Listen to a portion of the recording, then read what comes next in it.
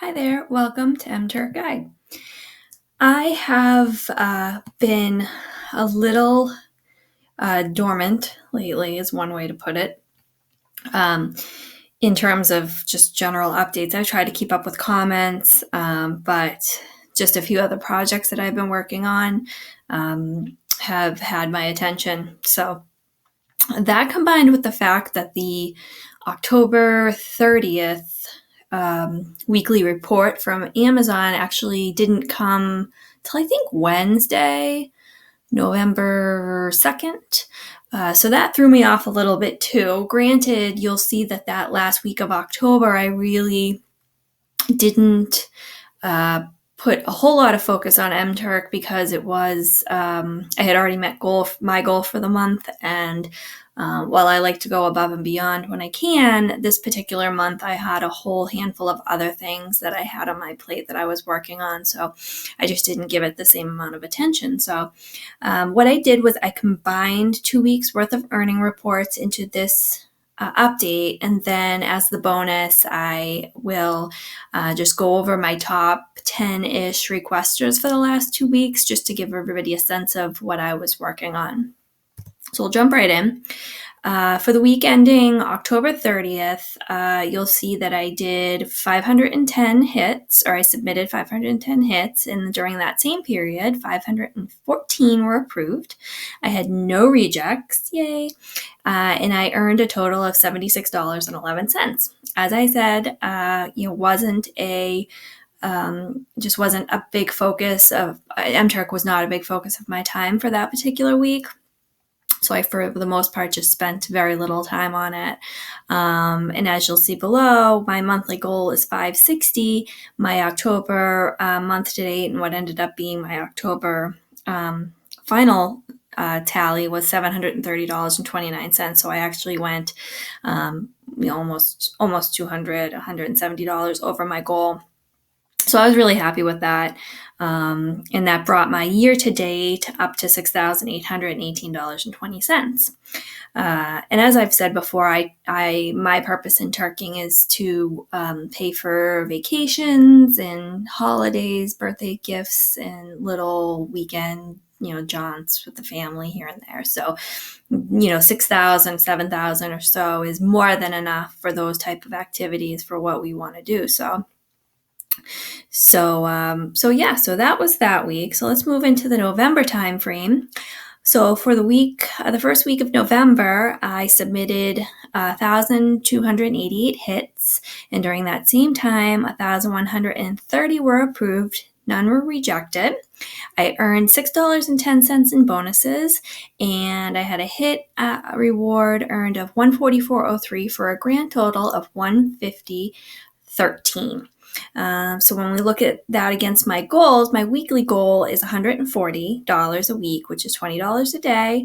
And so for my weekly goal, I met it and I exceeded that goal by about $10. Again, I think if I can keep that up for the 4 weeks we have in November, I think, I'll be right on goal. And for me, as we approach the holidays, hitting goal is great.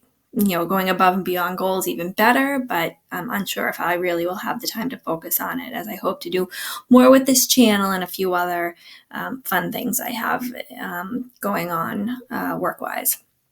So it brings my year-to-date up to $6,968.33.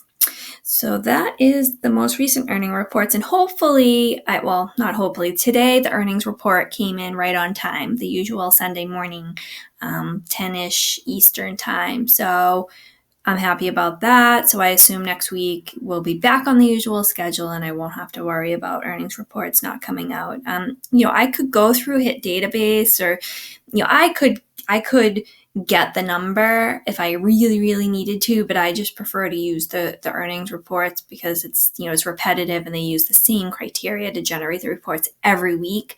If I were to dig around in my Hit database to try to figure it out, I'd probably be a little bit of a learning curve, and I'd probably figure out things along the way, and then my numbers would differ from week to week as I kind of refine the criteria. So that's why I use the earning reports. It's just easier that way. All right, so for the bonus, I'm just going to go over the top requesters during the time period that I referenced, which was the 2 weeks, ending October 30th and November 5th. My top requester during that time was Zoltar. I've talked about Zoltar before, and I know a lot of folks that watch the channel are working on Zoltars, as they do have a pretty open qualification. So, during that time, I did 1,021 of their hits, and that earned me $122.52 for the 2 weeks. So, I mean, they're a heavy hitter for me, no doubt. Next was global education. I believe global education has a minimum approved hits of maybe 5,000, but it's they have a minimum that's a little higher than Zoltar. And their hits are usually around colleges in data mining. So, for example, they'll be looking for the link for a college's financial aid deadlines or a college's application deadlines. They had some stuff around advanced placement scores. So they're clearly pulling together a rather large database of some sort around college information. So they've been up, and I feel they pay fairly and they pay quickly. So sometimes I'm okay with a little bit lower pay if I know the requester pays quickly. So that was global education. They were about $20 of the 2 weeks for me. Then Carrie Hartnett.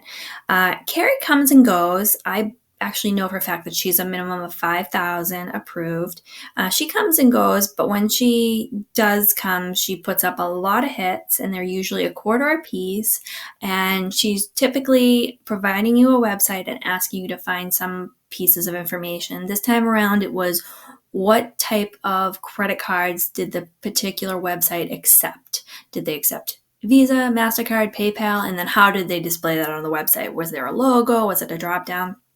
So just a couple of questions. So I did a handful of those and earned $20 with her.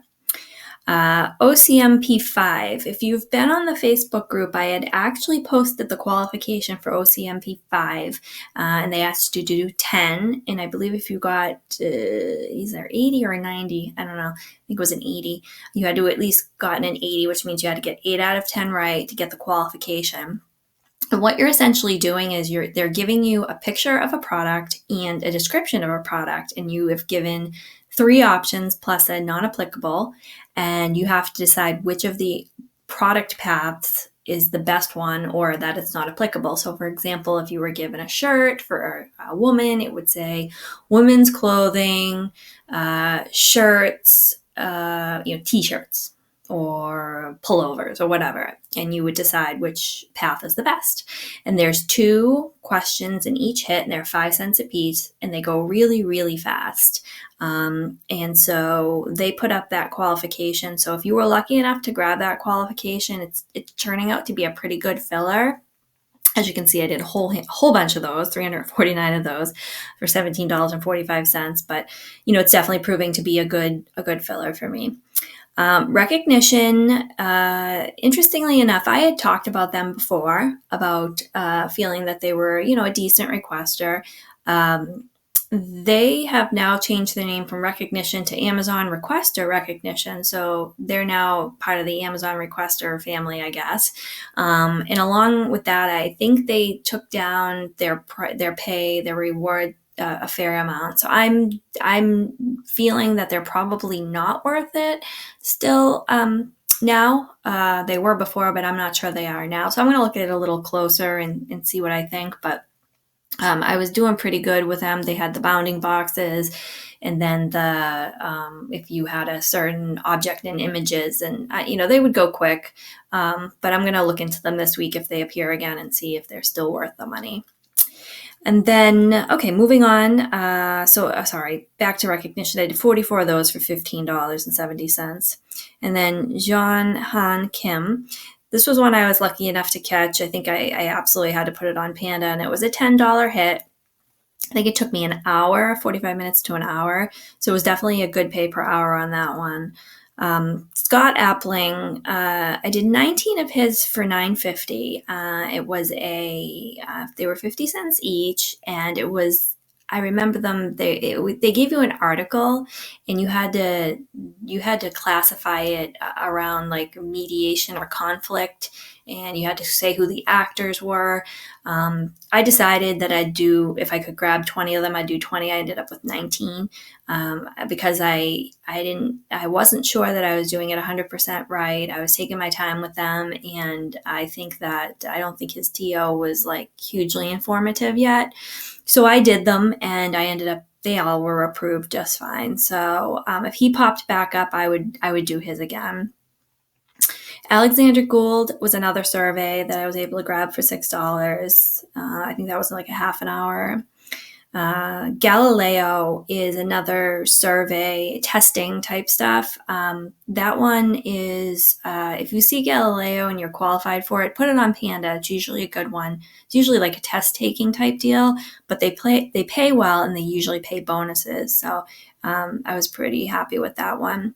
Michael Wagner and user experience research were both surveys. I believe they were politics. A lot of with the election being a couple days away, there are a lot of political surveys out there. So that's what these two were, or at least one of the two were. And then my last person is Abby Lerner. Abby is a repeat requester for me. I do her hits whenever they're up.